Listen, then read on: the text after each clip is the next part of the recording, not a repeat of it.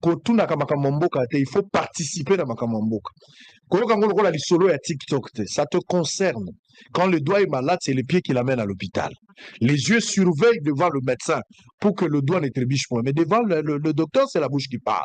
So yi Congo, ils ont un problème et ils ont un problème na. Au début, tant que makambo guerre et bandine, cette fois-ci parce que guerre ils ont la décennie. Le Rwanda, tant que Félix Tshisekedi, président de la République, Azali Kokebisa Kagame, Kagame a compris que ceux qui tolobito ça la guerre, Namboka na Rwanda, baza mboka moké, baza concentré quelque part, Batebele Bakokufa, il va perdre la guerre. Qu'est-ce qu'il a fait? Il a dit, je suis d'accord pour faire la guerre, mais la guerre n'est pas na bino. A déplacer guerre aye nango pas na biso. Biso to komi presque na défensif parce qu'il faut protéger population na biso. To ko kobeta manduki à réserve en désordre sachant que tous na batu na Goma na Bukavu, faut protéger la population civile. Mais bazo bazo profiter, bazo mona ngolo a une faiblesse de notre part, ba attaquer biso jusqu'à ce que bazo ba ville ndenge bazui.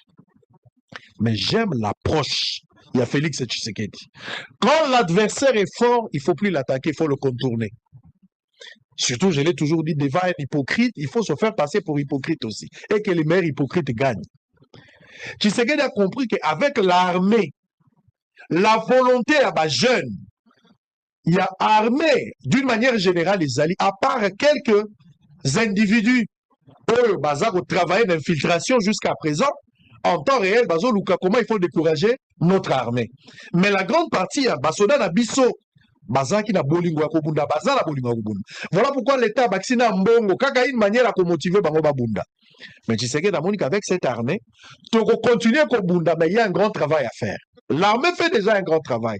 Mais perfection, tozo Luka, ça va nous prendre du temps. L'État met de moyens, bazo continuer ma formation et la volonté, tozo ko rappelle que l'ongola bambou mamabe. Je pense que dans un avenir très proche, nous serons encore na zénith tozo luka ndenge toko imaginer te. Bravo l'armée là-bas fort makasi ozo sala. Mais autre combat dans 2 ans, 3 ans, 4, 5 ans, je pense que Batebele barobanga biso. Mais Tshisekedi a compris cela. Tshisekedi a imposé règles et à jeu. Kagame a imposé qui guerre biso to imposer diplomatie. Et ça coup proportionnel. Kagame a montré que point fort na ye za guerre, na guerre na kobeta biso. Biso vite, na guerre peut to bunda. Mais biso to perdre des potes za la bato na biso belé faut to protéger. Il y a beaucoup de méandres. To bunda, mais to bunda sikote. To bunda pour na kobatela, mais to bunda parce que to yebi intégrité. Oh, il y a eu beaucoup de réflexions autour de ça. Et nous avons étudié, Tshisekedi a imposé également na Kagame. Kagame ne s'attendait pas que Tshisekedi a imposé les règles du jeu. Oh, ils ont makabotali diplomatie. Il y a un kere kozala. Tshisekedi a déplacé Kagame na terrain. Tobunda koto te yaka côté à diplomatie. A imposé la diplomatie, place Kagame a commis un problème na diplomatie. Pour nous communiquer en français, quand nous filmons, vous faites. Mais ça, c'est un malobezo bétan. L'accusation, l'accusation. Tokomo vivre makambo film. Bobundina mututo tchake olme yomo kitisi munduki. Pour malobele qui pouvoir ya munduki. Nde musala les abusala malelo. Donc Congolais, nous n'avons pas perdu la guerre. Peut-être une bataille et cause à la perdu. Mais guerre était. Bateau yo ki omoni bazo tia minoko na nord Kivu malgré accord ko signé na États-Unis d'ici les demain. Bateau bazo continuer ça bateau baza sous sanction. Bateau ba beta ki bango déjà l'Union européenne, États-Unis. Bateau là baza frustré, il commence à faire sortir des discours torotique la tête aux autres kende to. Kolo beza problème te ko pousse na ndeza problème.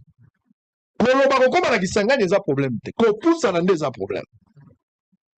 Les hommes bakamute na zana goma te tout ça bandaka la nanto bandako sala bajia ko bata bate mutazana goma mutazali banda poussa na nde total comme ça les infractions yo poussa na comment la kisangani goma so komaki on a perdu la bataille comment ce kisangani comment balumbashi ça la gêne ngo lingi on verra la fin de cette mélodie comment les choses vont évoluer parce que dans la guerre nyonso ya monde au-delà ko bunda ko solo les alaka déjà c'est difficile de récupérer ce que l'ennemi nous a imposé par la guerre. Ce qu'il a détruit, la guerre, la négociation.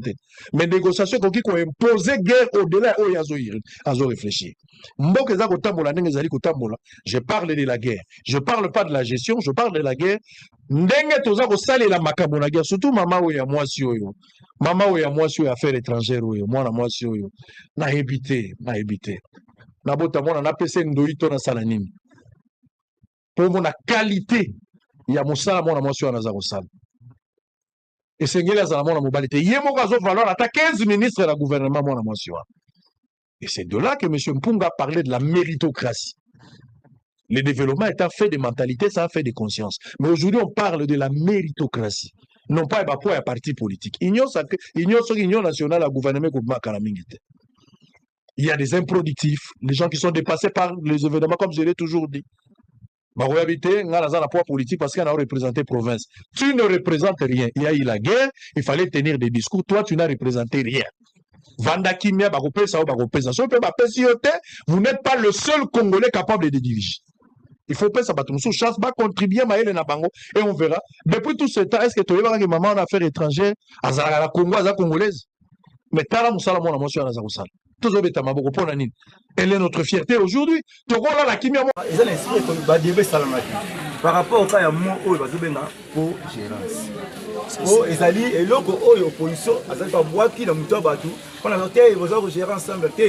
Co-gérance, ils allaient pour gérer le processus de paix.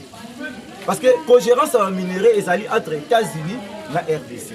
Parce que les États-Unis pour gagner, ils sont pour gagner. Ils allaient entre RDC et Rwanda. Parce que Rwanda paie les États-Unis peuvent avoir un avantage, après. Rwanda paie un mini avantage. Ce que a signé le coup, moi, je vais faire couloir l'avantage de Ouyazana. Même à Maman Kaikwama. Le bac est en anglais, il m'a dit qu'on explique en français. À parler de Thérèse. Alors, il y a en anglais, il y a Rwanda pas le bac.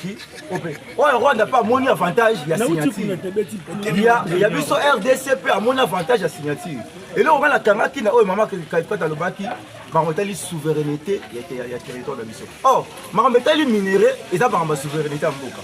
Ça veut dire que accord Rwanda, États-Unis et RDC. Ça veut dire que quand gérant soit bien aux Oyoka, nous avons l'opposition, et ça va minérer.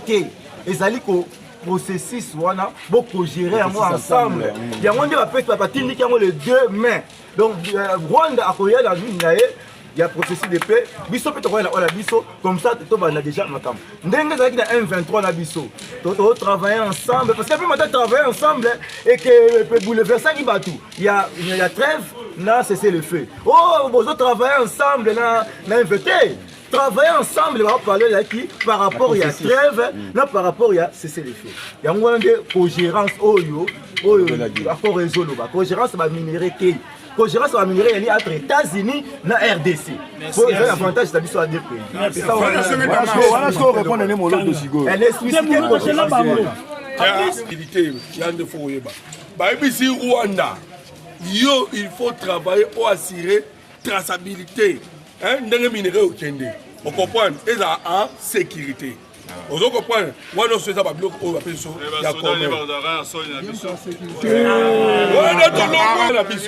Il faut participer pour un pays voisin. On appelle cet exemple. C'est un appel exemple. Congo est tellement profond. Congo le quoi ce qui va marquer. Je vois qu'on appelle cet exemple. Il y a autre bien. Frontière de Congo Brazzaville. Babouatou et les Kanakati. Babouatou, oh, il y a les Kanaka, ça que l'État y est bas. Les ébélés. Les autres sont bien qui ne Congo Brazzaville. Congo qui est là. Attends,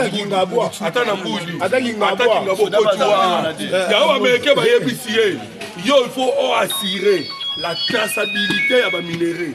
Donc, c'est-à-dire, si on a minéré, ils ont douce en Rwanda, dans Kidiba, il faut ça en sécurité. On doit comprendre. D'abord, on doit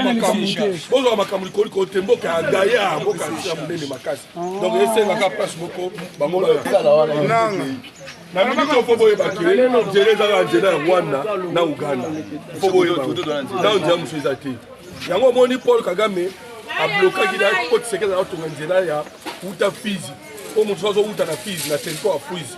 Ayati a comme na Uvira. Donc balekana ka soit hier a comme Uvira, ba misuba kotaka.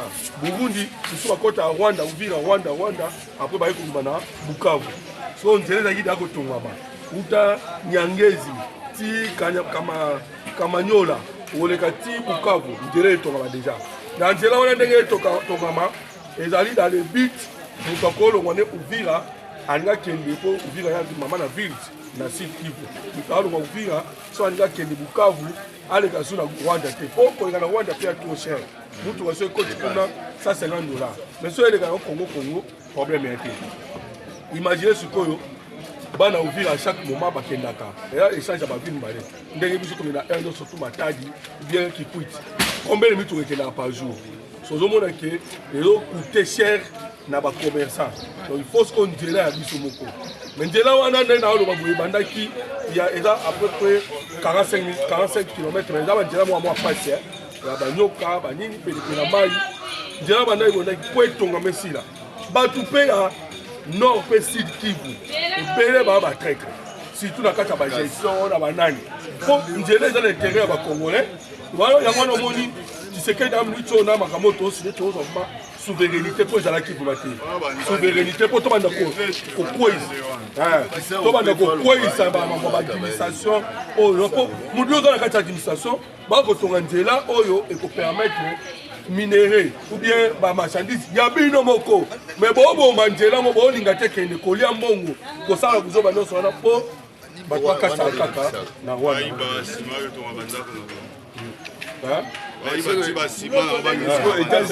États-Unis a moni ga lobi lobi da trop bimisa bimisa to ka te ya siko ya siko tama na lokolo de.